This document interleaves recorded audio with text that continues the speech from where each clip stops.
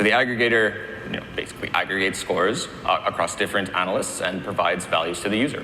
But basically what I did is I posed a question. I had an on-chain activity, like, boom, you have like ice cream. All right, what are your thoughts about it? So I asked 3 respondents, collected 3 bits of data, and these respondents gave me information, right? 2 vanilla, 1 chocolate.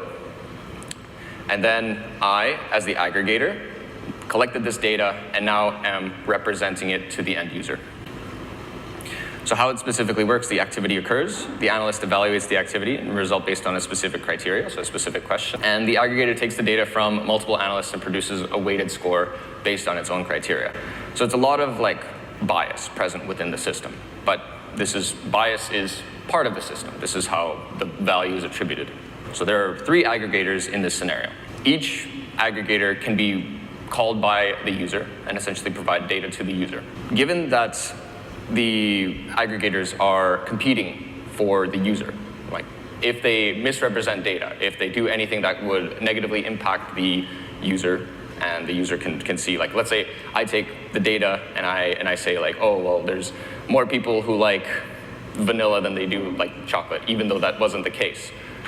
The user can come in and just not use it because of the incorrect data. The user now has multiple comparisons that they can make. They can take multiple data points from different types of aggregators, and they can basically choose which one they want to buy based on the prices that are set. So key point, if you're going to remember anything from this presentation, it's essentially that the user requests a score from the aggregator. The user can choose to use a different aggregator. So the ability to choose which reputation that you want, and the ability to openly have this weighted scores evaluated by how much worth it is. Anybody can be an analyst or an aggregator, or they can aggregate or analyze for any purpose. More demand equals more competition equals more accurate information. So things like, for example, ice cream, right? That might not be as demanded as something like uncollateralized loans.